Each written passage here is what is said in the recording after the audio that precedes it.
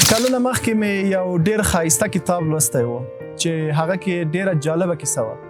هغه کیسه داسې وه چې یو شاګرد و انځورګري یا رسامي زده کول چې د ډېر تکړه استاد سره و او ډېر زحمات یې وویستل او ډېر ښایسته انځورګري کوله او استاد هم ورته وویل چې ته اوس د هېواد په سطحه باندې یو تکړه انځورګر یې.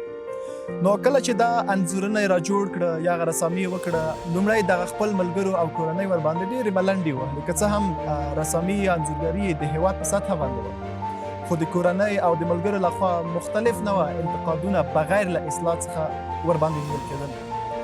دا شاګرد ډېر ناامیده راغله او خپل استاد ته یې وویل چې دا کوم انځورګري چې ته وایې د هېواد په سطحه باندې اول نمبر دی، دا خو ټول راباندې انتقادونه کوي. نو آیا زه واقعا دغه څه چې دوی وایي یعنې دې کې دومره مهارت نه لرم یا ماهره نه یم؟ نو استاد ورته یو انځور ده ورته وویل چې ته یو ښایسته انځور وباسه، کوم انځورونه یا کوم رسامي چې ستا زده ده یو ښایسته رسامي ته وباسه. هغه یو رسامي وویستل چې ډېر زحمت یې ورباندې وویسته، یو ډېر ښایسته رسامي دوی وویستل.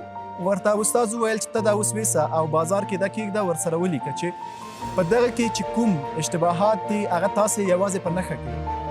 نو دا چې کله دغه رسامي بازار کې یو کنج کې کېښودل شول، هر څوک راتلل او په دې باندې انتقاد کوو چې دا ځای داسې دی، دا ځای کج دی، دا ځای کول دی، دلته باید رنګ داسې وسي. یعنې تر ماښامه پورې دومره انتقادونه په دې باندې وشول چې په انځور کې یا د رسامي کې هېڅ ځای نه. نو ده دا رسامي راواخیستل، نور هم ناامیده شو او لاړو استاد ته یې وویل چې استاد دا وګوره چې څومره انتقادونه یا څومره نیوکې دي د تصویر باندې.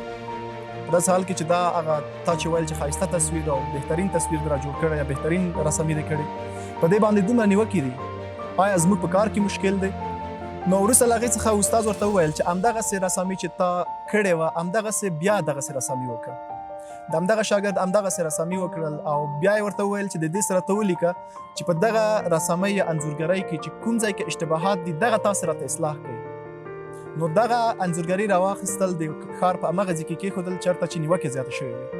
په همدغه سیم تصویر باندې تر ماښامه پورې هیڅ چا هم نیوکه ونه کړه یا هغه اصلاح یې ونه کړه، په داسې حال کې چې دغه سیم تصویر یو ورځ مخکې لکه ځای نه و په دې انځورګرۍ کې چې دومره نیوکې شوې وې.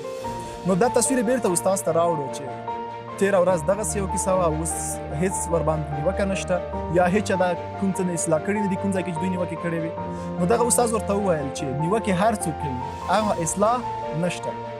زموږ په جامعه کې اوس هم همداسې ده، که ته یو کار شروع کوې، هر کار چې اوسېږي له A څخه تر Z پورې، په دې کې به ډېر کسان اوسېږي چې دې کې نیوکې ډېرې زیاتې کوي، دا داسې دی، هغه داسې دی، دلته دا کېږي، هغلته دا کېږي. اما چې ته ورته ووایې چې دغه مشکل دی یا دغه څه دی، دا راته اصلاح کړي، په اصلاح کې به دوی ځانونه باسي او هېڅ به هم نشي کولی. نو زما هدف دلته دا و چې اوس وخت کې نیوکې هر څه ډېر زیات کېږي ولې اصلاح هېڅ شتون نه لري. نو تاسې هېڅ کله د خلکو په نیوکو باندې، د خلکو په خبرو باندې هغه خپل هدف یا مسیر مه تغیروئ، ځکه دوی یو په دې کې مسلکیان دي.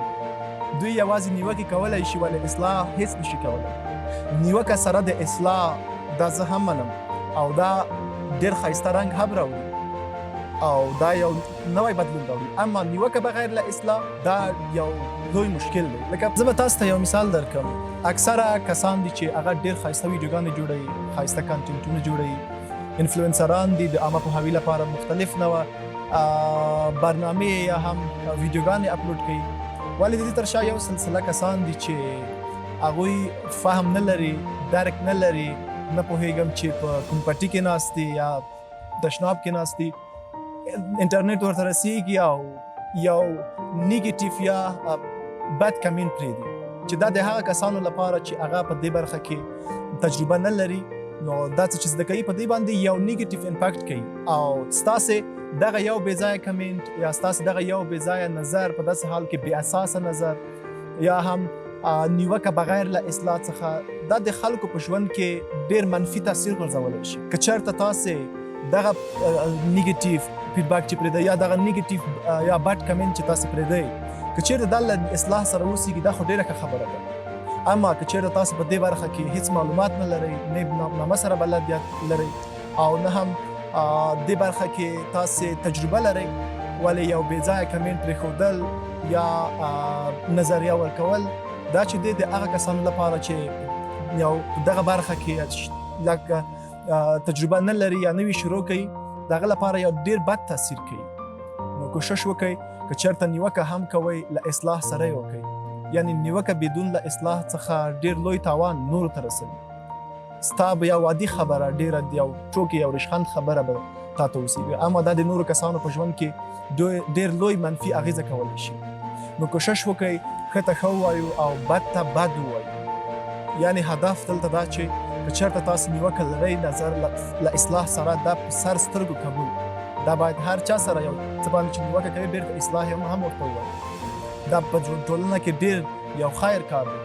اما داسې مه کوئ چې تاسو نیوکه کوئ، بد کمنټ کوئ او خپله هم په هغه برخه کې هیڅ نوع معلومات نه لرئ. نو زما هدف هم له دې قصې څخه دا و چې تاسو کوشش وکئ چې نیوکه سره له اصلاح وکئ او د خلکو خبرو ته غوږ مه نیسئ. له هغه چا څخه مشوره واخلئ چې په هغه برخه کې اکسپرټ اوسي.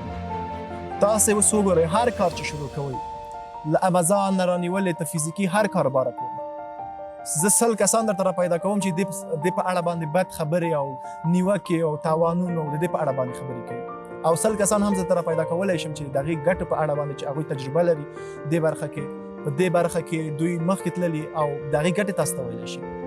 هر کار چې دی په هر کار کې داسې کسان پیدا کېږي چې په هغه کې ښه او بد تاسو ته راباسي.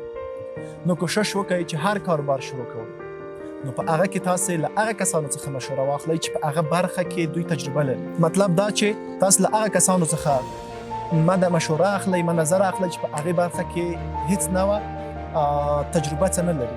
لکه موږ افغانان یو، په هره برخه کې که یو څوک رانه پوښتنه وکړي موږ ځان ورته اکسپرټ معرفي کوو، په داسې حال کې چې په هغه برخه کې به هیڅ معلومات نه لري. خو زما هدف دلته دا دی چې هر کاروبار کې د خلکو خبرو ته غوږ مه نیسئ. نیوکه هغه وخت تاسې په ځان باندې منئ چې سره له اصلاح اوسېږي. بدون له اصلاح نیوکه کول دا د مسلکي خلکو کار دی، دا د هغوی وظیفه ده، بل کار نه لري. دوی که څه کار کولی شوی د ځان لپاره به یې کړي وای.